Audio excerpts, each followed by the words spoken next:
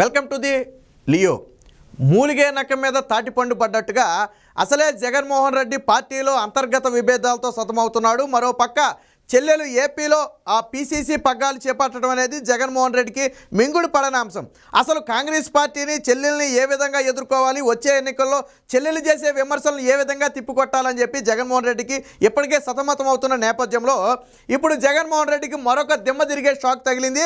Congress party కానివ్వండి, షర్మిల కానివ్వండి చాలా వ్యూహాత్మకంగా ఏపీలో అడుగులు వేస్తున్నట్టుగా తెలిసింది. ప్రధానంగా జగన్మోహన్ రెడ్డిని దెబ్బకొట్టడమే వాళ్ళ టార్గెట్గా అయితే ముందుకు వెళుతున్నట్టుగా తెలుస్తుంది.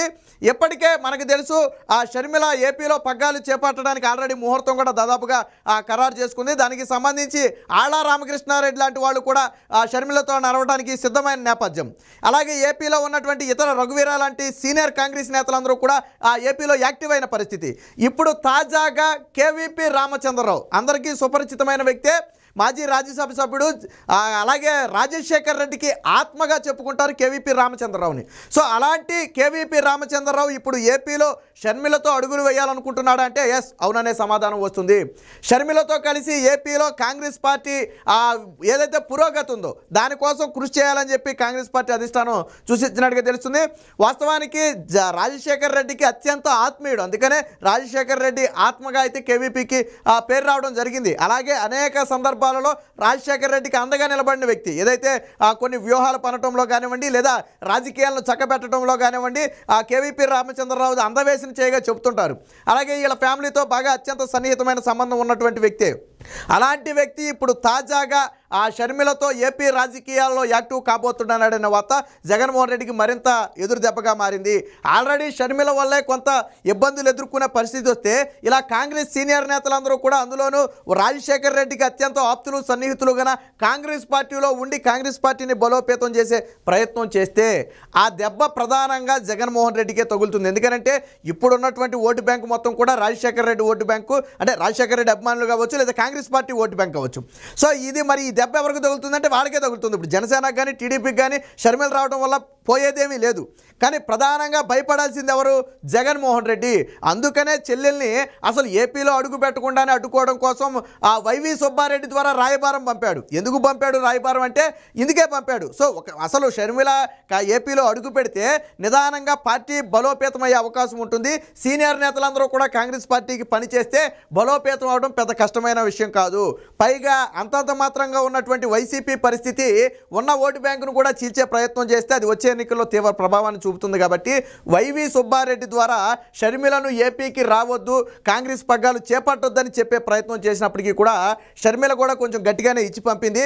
ఒకానొక దశలో మేము రోడ్డు మీద పడినప్పుడు ఎవరు రాని వ్యక్తులు ఈ రోజు రాయబారానికి వచ్చారా, మా బ్రతుకు మమ్మల్ని బ్రతకనివ్వండి, మా రాజకీయాలు మేము చేసుకుంటాం, మీ రాజకీయాలు మీరు చేసుకోండి అని చెప్పి మొహం మీదే తేల్చి చెప్పింది. సో అది కూడా జగన్మోహన్ రెడ్డికి మింగుడు పడిన అంశంగా మారింది. ఇప్పుడు తాజాగా కేవీపీ లాంటి సీనియర్ నేతలు కూడా షర్మిల వెంట నడవటం అనేది ఒకంత జగన్మోహన్ రెడ్డికే కాదు వైసీపీ పార్టీలో కూడా అలజడి సృష్టిస్తుంది. ఇక్కడ కేవీపీతో ఆగుతుందా అంటే లేదనే చెప్పాలా. ఆయనతో పాటు అనేక మంది సీనియర్ కాంగ్రెస్ నేతలందరూ కూడా ఇప్పుడు ఏపీలో పని ప్రారంభించడానికి రంగం సిద్ధం చేశారు. మొన్న తెలంగాణ ఎన్నికల సమయంలో కూడా ఆ కాంగ్రెస్ పార్టీలో షర్మిల చేరుతుంది అన్న నేపథ్యంలో కేవీపీ కూడా కాంగ్రెస్ పార్టీలో యాక్టివ్ అవుతున్నట్టుగా వార్తలు వచ్చాయి. ఆయనే కొన్ని ఇంటర్వ్యూల్లో నేను ఎప్పటికీ పార్టీలోనే ఉన్నాను, యాక్టివ్గానే ఉన్నానని చెప్పి కొన్ని ఇంటర్వ్యూల్లో ఆయనే చెప్పిన పరిస్థితి. సో తెలంగాణ ఎన్నికల్లో ఆ సమయంలో తెలంగాణలో ఆయన రాజకీయాలు చేస్తాడేమని అందరూ భావించారు. బట్ మారిన పరిస్థితుల నేపథ్యంలో ఎప్పుడైతే ఆ షర్మిల పీసీసీ పగ్గాలు చేపట్టడానికి రంగం సిద్ధం చేసుకుందో ఇదే సమయంలో షర్మిల కూడా రాజశేఖర్ రెడ్డికి అత్యంత ఆప్తులు, మిత్రులు, అలాగే సీనియర్ నేతలు ఎవరైతే ఉన్నారో వారందరినీ కూడా ప్రస్తుతం రాజకీయాల్లో కొంచెం దూరంగా ఉన్న వారందరినీ కూడా కలిసి దగ్గరికి తీసే ప్రయత్నం చేస్తుంది. అందులో భాగంగానే కేవీపీ రామచంద్రరావును కూడా మాట్లాడినట్టు ఆవిడ షర్మిలతో నడవటానికి అంగీకారం తెలిపినట్టుగైతే తెలుస్తుంది. ఇవన్నీ కూడా వైసీపీకి పునాదులను కదిలించే పరిస్థితులు. ఎందుకంటే కేవీపీ రామచంద్రరావు కానివ్వండి, లేదా ఇంకా ఇతర నేతలు కానివ్వండి, రఘువీర రావండి, వీళ్ళంతా రాజకీయాల్లో దిట్ట. అలాగే జగన్మోహన్ రెడ్డి పార్టీ ప్రస్తుతానికి మునిగిపోయే నావ లాంటిది. ఆ ముందు నుయ్యి వెనక్కి ఉంది ఆ పార్టీ పరిస్థితి. మొన్న 151 వచ్చాయని చెప్పుకోవడమే కానీ ఇప్పుడు అంతమంది అభ్యర్థులను కూడా నిలబెట్టలేని పరిస్థితి. ఒక పక్క పార్టీలో అసంతృప్తి అనేది చాలా తీవ్ర స్థాయిలో ఉంది. ఇక్కడ జగన్మోహన్ రెడ్డికి వచ్చిన ప్రధాన భయం ఏంటంటే నిన్న మొన్నటి వరకు వెళ్తే జనసేనలోకి లేదా ఆ టీడీపీలోకి వెళ్ళాలని చాలామంది భావించేవాళ్ళు. బట్ ఇప్పుడు కాంగ్రెస్ పార్టీ కూడా ఆప్షన్గా మారింది. నిన్న మొన్నటి వరకు టీడీపీ జనసేనలో డోర్లు మూసేస్తే గత్యంతరం లేక వైసీపీ పార్టీలో ఉండే పరిస్థితి ఉండేది. బట్ ఇప్పుడు కాంగ్రెస్ పార్టీ ఆప్షన్గా మారింది. కాంగ్రెస్ పార్టీ డోర్లు ఆల్రెడీ ఓపెన్లోనే ఉన్నాయి, ఎవరైనా వెళ్ళొచ్చు. ఎందుకంటే ఆల్రెడీ ఆ పార్టీ ఆ ప్రస్తుతం మనుగడమే కష్టంగా ఉన్న నేపథ్యంలో ఆ పార్టీలోకి ఎవరైనా ఆహ్వానించడానికి సిద్ధంగా ఉన్నారు.